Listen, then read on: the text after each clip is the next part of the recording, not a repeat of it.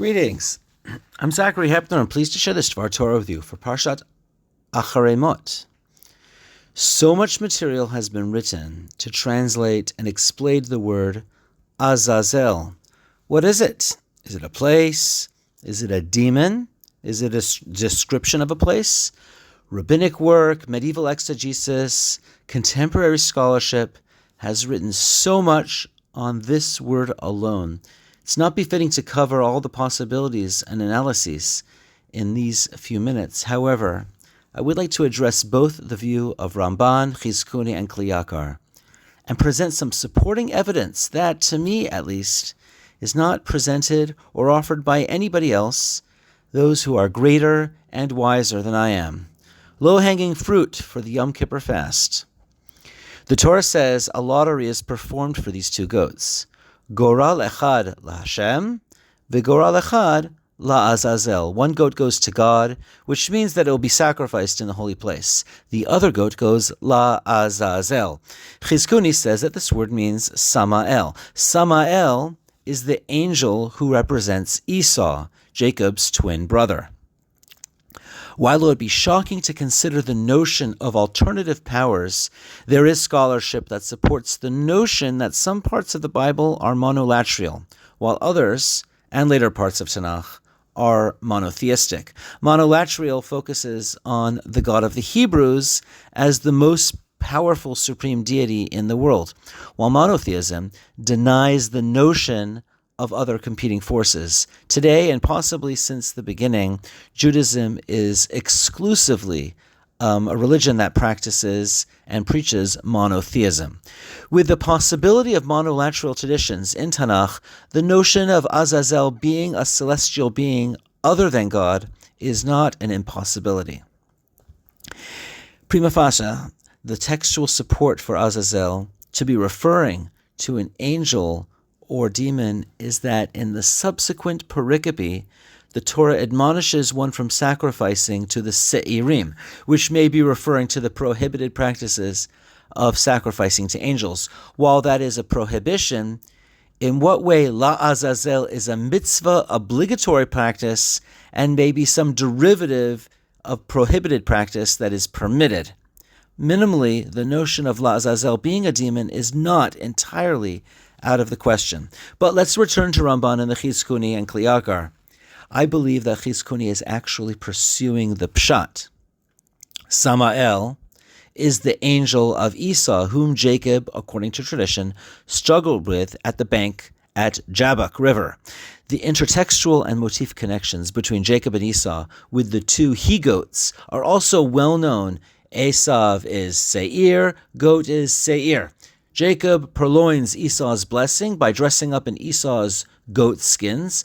Following the encounter with Esau, after Jacob returns from Mesopotamia, Jacob goes to Shalem, and Esau goes to Seir.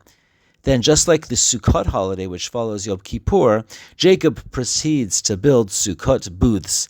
It adds meaning into Jacob going one way while Esau goes the other, similar to the one he-goat who remains as a sacrifice in the holy space, while the other he-goat is sent outside into the wilderness. I believe that there is supporting evidence staring right in our faces. The two he-goats of Yom Kippur does and must have some connections to the two birds whom are used for the Mitzorah purification. Shtei tziporim chayot tehorot. One tzipor is sacrificed in the holy place, while the other is sent out to the unsanctified field. The two sets must be linked because they verbally link. In the rest of the Torah, two birds are generally called doves or turtle doves. Here they're called tziporim. Tziporim resonates with goats, who are tzirafim in Aramaic. Tu tziporim, tu tzirifin. It certainly verbally resonates. One set is to purify someone who has excessive whiteness and wants to return to the holy place. This is Jacob, who suffered from too much exposure to excessive whiteness, that is, his father-in-law Lavan, and wanted to return to the Holy Land at great personal risk. Immediately after that pericope, Jacob encounters Esau's angel Samael and struggles with Samael until daybreak. Pay attention to two words of this pasuk. Ume'et adat b'nei Yisrael yikach shnei sirei izim lachatat v'ayel echad leolah. And from the Israelite community he shall take 2 he-goats for a sin offering and a ram for a burnt offering. The unusual words are in fact B'nai Yisrael. This word does not appear often. It mostly deals with Aharon and the sacrifices. The word B'nai Yisrael echoes Jacob's new name, given to him by Samael from Jacob to Yisrael. Yisrael, or Jacob, encounters Esau and survives, and they go their separate ways. One goes to the Holy Land, the other goes to the land of Seir. But tell me, who really named Jacob the name Yisrael? Was it the angel Samael, or perhaps it was the Almighty? Well, you guessed, it was both. The Almighty later on officially renames Jacob as Israel. This sheds much light on the Targum in Leviticus 16:8. One lot for Lishma da Hashem, and the other lot LAAZAEL. Targum Onkelos does not say one for Hashem and one for Azazel. It says one for the name of Hashem. We are focusing on names. God and Samael both gave the name Yisrael, and one goat represents the name of God, and one represents the name from Samael. We have tied the 2 Metzora birds to the Lavan narrative.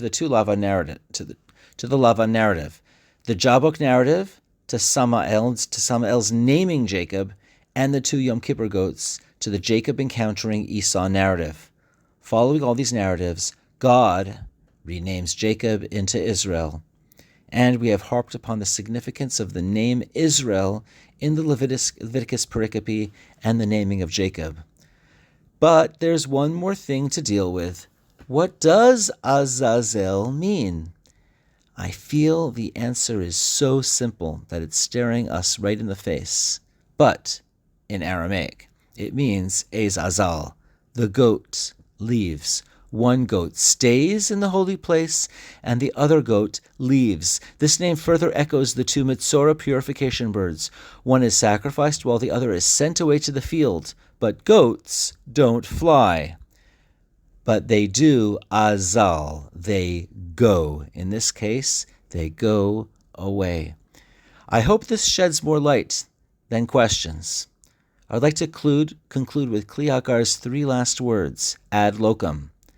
Ze perush yakar.